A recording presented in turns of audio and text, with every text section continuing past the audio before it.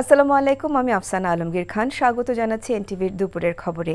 Crown cement শিরোনাম দেখছিলেন, এবার চলে যাচ্ছি পুরো খবরে। ইসকনকে নিষিদ্ধের দাবি এবং আইনজীবী সাইফুল ইসলাম আলিফ হত্যার বিচারের দাবিতে বিক্ষোভ সমাবেশ করেছে হেফাজতে ইসলাম বাংলাদেশ। জুম্মার নামাজের পর রাজধানীর বায়তুল মোকাররম উত্তর গেটে শুরু হয়েছে এই সমাবেশ। একই দাবিতে বিক্ষোভ হচ্ছে চট্টগ্রামেও। হেফাজতে ইসলামের নেতাদের দাবি, দেশের পরাজিত শক্তি সনাতন ধর্মের একটি অংশকে ব্যবহার করে দেশে বিশৃঙ্খলা সৃষ্টির পায়তারা চালাচ্ছে। ষড়যন্ত্রের অংশ হিসেবেই তাদের সংগঠন ইসকন দেশকে অস্থিতিশীল করতে চাইছে বলেও মনে করেন তারা। এছাড়া ২৬ নভেম্বর চট্টগ্রামের আদালত পাড়ায় আইনজীবী সাইফুল ইসলাম আলিফকে হত্যাকাণ্ডের সাথে জড়িতদের দ্রুত গ্রেপ্তার করে বিচারেরও দাবি জানিয়েছে দলটির নেতারা। কোনো সাম্প্রদায়িক উস্কানির ফাঁদে পা না দিতে দেশবাসীকে সতর্ক থাকার আহ্বান হেফাজতে ইসলামের।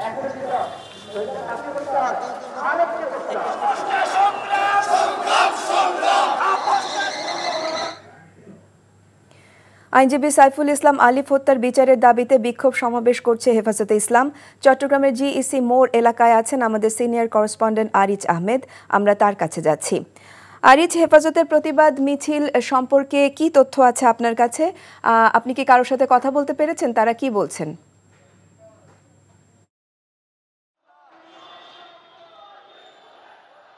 হ্যাঁ আফসানা, আপনি দেখছেন চট্টগ্রামে জুমার নামাজের পর থেকে মিছিলের নগরীতে পরিণত হয়েছে চট্টগ্রাম। এবং আমরা দেখেছি চট্টগ্রামের জমিতুল ফালা মসজিদ সহ আন্দরকিল্লা এবং বিভিন্ন অলিগলির যেই সব মসজিদগুলো আছে সেই সব মসজিদ থেকে হেফাজতে ইসলাম বাংলাদেশ সহ বিভিন্ন ইসলামী সংগঠনগুলো আজকে মিছিল ও সমাবেশ করছে। ইতিমধ্যে আমরা যেই মিছিলের পেছনে আছি এটি চট্টগ্রামের জমিতুল ফালা থেকে শুরু হয়েছে। এই মিছিলটি জমিতুল ফালা হয়ে দামপাড়া পুলিশ লাইন হয়ে জিইসির মোড় হয়ে ২ নম্বর গেট এবং বিপ্লব উদ্যানে গিয়ে এটি শেষ হবে এবং সেখানে সমাবেশে বক্তব্য রাখবেন হেফাজতের কেন্দ্রীয় নেতারা, এমনটি জানিয়েছেন হেফাজত গণমাধ্যম শাখার সচিব। এছাড়া আপনি দেখছেন আমরা এক পথ ধরে যাচ্ছি এবং অন্য পথে একইভাবে আসলে এখানে মিছিল এবং সমাবেশ হচ্ছে। এখানে ২ সড়ক জুড়ে আসলে মিছিল হচ্ছে এবং এর আগে একটি সংক্ষিপ্ত সমাবেশ হয়েছে চট্টগ্রামের জমিতুল ফালা মসজিদ ময়দানে এবং সেই সমাবেশ থেকে বলা হয়েছে ইসকন একটি জঙ্গি সংগঠন এবং ইসকনের সমর্থকদের হাতে নির্মমভাবে নিহত হয়েছে চট্টগ্রামের তরুণ আইনজীবী সাইফুল ইসলাম। অবিলম্বে ইসকন সংগঠনকে নিষিদ্ধ এবং যারা এই ঘটনার সাথে যারা জড়িত আছে এবং তাদেরকে গ্রেপ্তার করে দৃষ্টান্তমূলক শাস্তির দাবি জানিয়েছে। এছাড়া আপনি জানেন যে চট্টগ্রামে আজকে ধর্ম উপদেষ্টা ডক্টর খালিদ হোসেন তিনি সাইফুল ইসলামের কবর জিয়ারত করেছেন এবং একই সাথে তিনি এই পরিবারের তার স্ত্রী সন্তান এবং মা বাবার যে ভরণ পোষণের জন্য প্রায় বিভিন্ন ইসলামী সংস্থা থেকে ১ কোটি টাকার একটা অনুদান দিয়েছেন। এর মধ্যে বেশ কিছু অর্থ আজকে হস্তান্তর করা হয়েছে। আপনারা এই ছিল এখানকার সর্বশেষ। দর্শক, জানছিলাম চট্টগ্রাম থেকে হেফাজতের কর্মসূচির খবর। এবার ঢাকার কর্মসূচি সম্পর্কে জানতে যাচ্ছি স্টাফ করেসপন্ডেন্ট কায়কোবাদ মাহমুদের কাছে। তিনি আছেন বায়তুল মোকাররম এলাকায়। কায়কোবাদ, চট্টগ্রামের কথা আমরা শুনছিলাম, আপনি ঢাকার বায়তুল মোকাররম এলাকায় আছেন। তো ঢাকার কর্মসূচি এখন কোন পর্যায়ে আছে, এই বিষয়ে কি তথ্য আছে আপনার কাছে?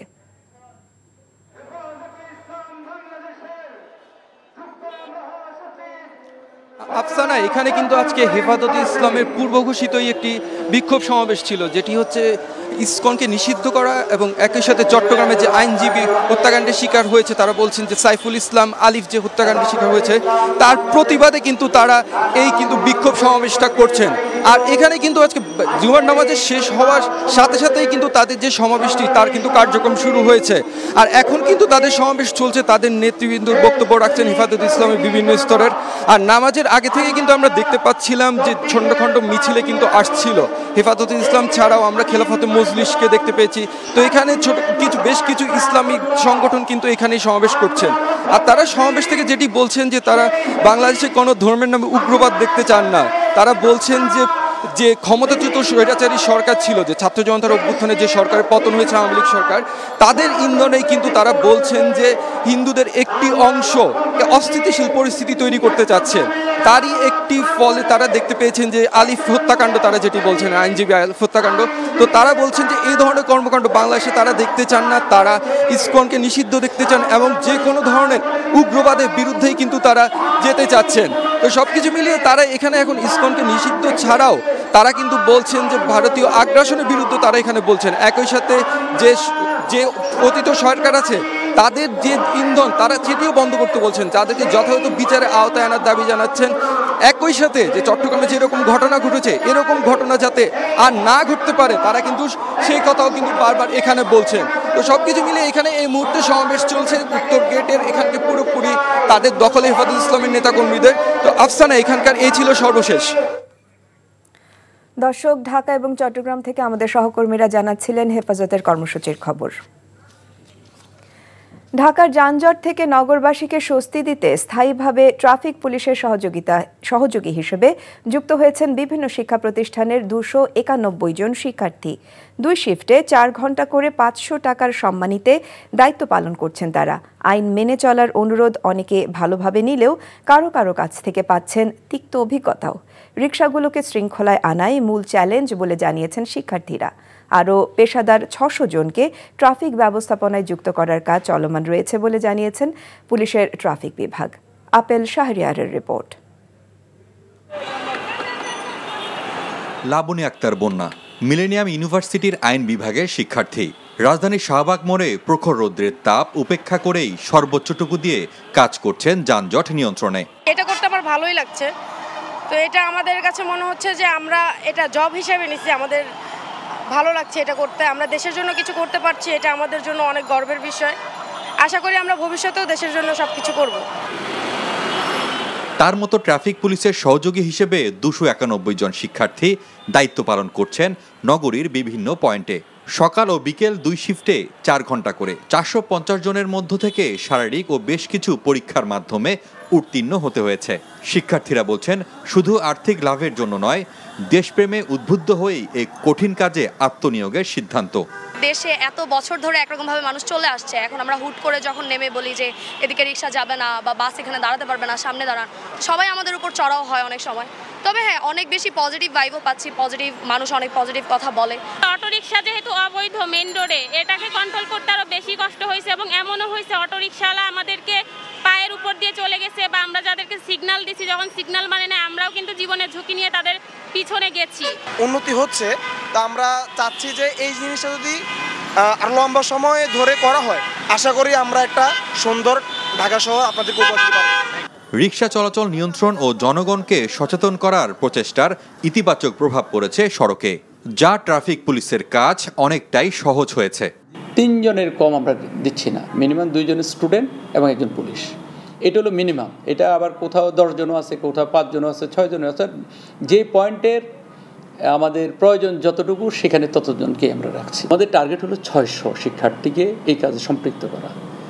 তো 8টা ডিভিশনে 600 যদি আমরা নিই 75 জন করে হবে। তো আমাদের এক পালায় টার্গেট আছে, এক পালায় 40 জন, এক পালায় 45 জন পুলিশের কাজে সম্পৃক্ত হবে। ওনারা কিন্তু এনফোর্সমেন্টটা পুলিশের কাজ, এটা পুলিশ করবে। সড়ক পথে চলতে জনগণকে আইন মেনে চলার অনুরোধ ট্রাফিক বিভাগের। Apple Shahriar, NTV news, Dhaka. বর্তমানে দেশকে অস্থিতিশীল করতে যেসব ইন্ধনদাতা কাজ করছে তাদের রুখতে সর্বসাধারণকে সতর্ক থাকার আহ্বান জানিয়েছে সেনাবাহিনী। বৃহস্পতিবার রাজধানীর বনানীতে সেনা অফিসার্স মেসে এক প্রেস ব্রিফিংয়ে কথা বলেন কর্নেল ইন্তেখাব হায়দার খান। তিনি আরও জানান, বান্দরবানের পাহাড়ি এলাকায় গত এপ্রিল থেকে সন্ত্রাসী সংগঠন কুকি চিন ন্যাশনাল আর্মির বিরুদ্ধে বিশেষ অভিযান চালাচ্ছে সেনাবাহিনী। অভিযানে এখন পর্যন্ত 179 জনকে গ্রেপ্তার করা হয়েছে। অভিযান চলাকালে সন্ত্রাসী সংগঠনটির হামলায় 7 জন সেনা সদস্য নিহত হয়েছেন। এ সময় দেশের বর্তমান আইন শৃঙ্খলা পরিস্থিতি নিয়ে তিনি বলেন, পুলিশ ও অন্যান্য সংস্থার সাথে সমন্বয় করে কাজ করছে সেনাবাহিনী। এছাড়া গত 13 নভেম্বর থেকে বিভিন্ন অনাকাঙ্ক্ষিত ঘটনায় এখন পর্যন্ত 228 জন মাদক ব্যবসায়ী ও অন্যান্য ঘটনায় 1328 জনকে বিভিন্ন স্থান থেকে গ্রেপ্তার করেছে সেনাবাহিনী। বান্দরবানের দুর্গম পাহাড়ি অঞ্চলে সন্ত্রাসী সংগঠন কুকি চিন ন্যাশনাল আর্মির হাত থেকে স্থানীয় নিরীহ জনগোষ্ঠীকে রক্ষায় বাংলাদেশ সেনাবাহিনীর নেতৃত্বে একটি বিশেষ যৌথ অভিযান গত এপ্রিল 2024 থেকে পরিচালিত হয়ে আসছে। এখন পর্যন্ত 179 জন KN-এর সক্রিয় সদস্য অথবা সহায়তাকারীদের গ্রেফতার করা হয়েছে। ইন্ধনদাতারা যুগে যুগে ছিল, থাকবে, কিন্তু আমাদের যারা আমরা সাধারণ জনতা, তাদের দায়িত্ব হচ্ছে ইন্ধনে প্রভাবিত না হওয়া, তাহলে কিন্তু আমরা এই ইন্ধন দাতাদের প্রভাবটাকে অনেকাংশে কমিয়ে ফেলতে পারব।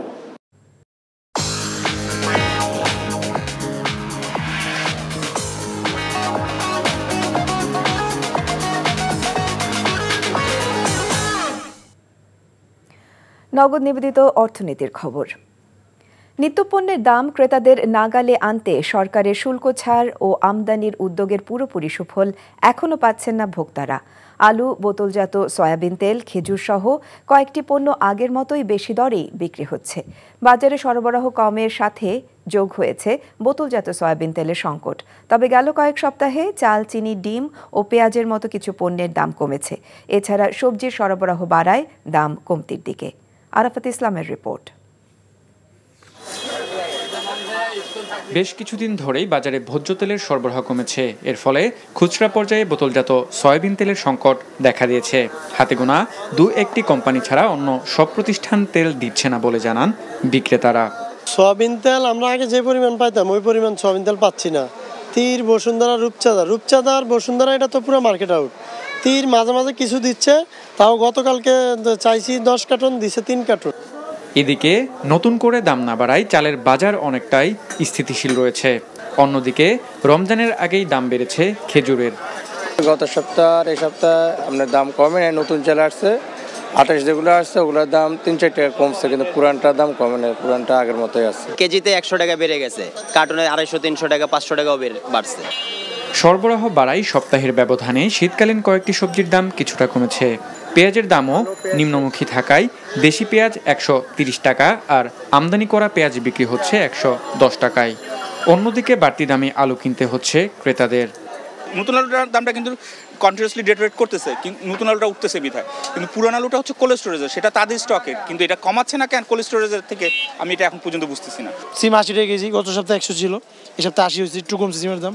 ফুলকপি পাতাকপি 50, অন্যান্য সবজির দাম 70, 80, 60, 50 এরকমই চলতেছে। সরকারের নেয়া পদক্ষেপের যথাযথ বাস্তবায়নের পাশাপাশি বাজার তদারকি আরও জোরদার করার তাগিদ ভোক্তাদের। বাজার মনিটরিংটা করাটা মাস্ট, এটা করা উচিত, কিন্তু আলটিমেটলি কোথায় কিভাবে হচ্ছে এটা আসলে সাধারণ জনগণ কিছু বুঝতে পারে না। এটা আমাদের আসলে আর জানারও ইচ্ছা নেই, আমরা ফেড আপ হয়ে গেছি। যেখানে 2 কেজি কিনতাম ওখানে এখন 1 কেজি নিতে হচ্ছে, যেখানে 1 কেজি 1/2 কেজি নিতে হচ্ছে। এটাই আমাদের এখন সাধারণ মানুষের অবস্থা আর কি। মাঠ পর্যায়ে যে নিয়ন্ত্রণটা নেওয়া দরকার বা মনিটরিং করা দরকার, এটার অভাব মনে হচ্ছে আর কি। দাম না বাড়ায় অপরিবর্তিত রয়েছে ব্রয়লার ও সোনালী মুরগি সহ ডিমের দাম। এছাড়া গরু 750 টাকা ও খাসির মাংস 1100 টাকা কেজিতে বিক্রি হচ্ছে। ছোট বড় সব মাছের ক্ষেত্রেই চড়া দাম গুনতে হচ্ছে ক্রেতাদের। Arafat Islam, NTV news, Dhaka. Bangladesh supreme court প্রাঙ্গণ সহ সকল দেওয়ানি ও ফৌজদারি আদালত ও ট্রাইব্যুনালে কর্মরত বিচারক আদালতের এজলাস ও বাসভবনের নিরাপত্তা নিশ্চিত করতে নির্দেশনা দিয়েছেন প্রধান বিচারপতি সৈয়দ রেফাত আহমেদ। সুপ্রিম কোর্টের registrar general doctor Aziz Ahmed Bhuiyan স্বাক্ষরিত এক নোটিশে জানানো হয়, সুপ্রিম কোর্ট প্রাঙ্গণে আইনজীবীকে লক্ষ্য করে ডিম ছোড়া, চট্টগ্রাম আদালত প্রাঙ্গণে হট্টগোলের ঘটনায় আদালতের সার্বিক নিরাপত্তা বিঘ্নিত হয়েছে। আইনশৃঙ্খলা বাহিনী সহ দেশের সংশ্লিষ্ট সকল কর্তৃপক্ষকে প্রয়োজনীয় সব ব্যবস্থা নেওয়ার নির্দেশ দেওয়া হয়েছে। বিশেষ করে আদালত ও বিচারকদের সংশ্লিষ্ট বাসভবন, চলাচলের এলাকা ও আদালতের নিরাপত্তা নিশ্চিত করতে অবিলম্বে ব্যবস্থা নেওয়ার নির্দেশনা দেওয়া হয়। টঙ্গীতে শুরু হয়েছে তাবলিগ জামায়াতের মাওলানা জুবায়েরের অনুসারীদের 5 দিনের জোর ইজতেমা। বাদ ফজর থেকে শুরু হয়েছে জোর ইজতেমা। আসন্ন বিশ্ব ইজতেমায় ময়দানের সার্বিক প্রস্তুতিমূলক কাজসহ দেশি বিদেশি মেহমান আগমন এবং তাদের থাকা খাওয়ার যাবতীয় বিষয়গুলোর প্রস্তুতি নেওয়া হবে এ জোর ইজতেমায়। 40 দিন তাবলিগ মুলব্বিরা চিল্লা শেষ করে দেশের বিভিন্ন এলাকা থেকে এই জোর ইজতেমায় অংশ নিয়েছেন। আগামী 31 ডিসেম্বর থেকে শুরু হবে তাবলিগ জামায়াতের বিশ্ব ইজতেমার প্রথম পর্ব। এই পর্বে অংশ নেবেন তাবলিগ মুরব্বি মাওলানা জুবায়েরের অনুসারীগণ।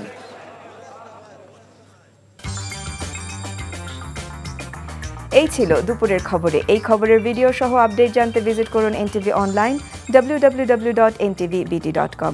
এছাড়াও এনটিভির জনপ্রিয় সব অনুষ্ঠান ও খবরের আপডেট জানতে ভিজিট করুন আমাদের ইউটিউব এবং ভেরিফাইড ফেসবুক পেজ। 5টায় দেশের খবর দেখার আমন্ত্রণ রইল। ধন্যবাদ সবাইকে।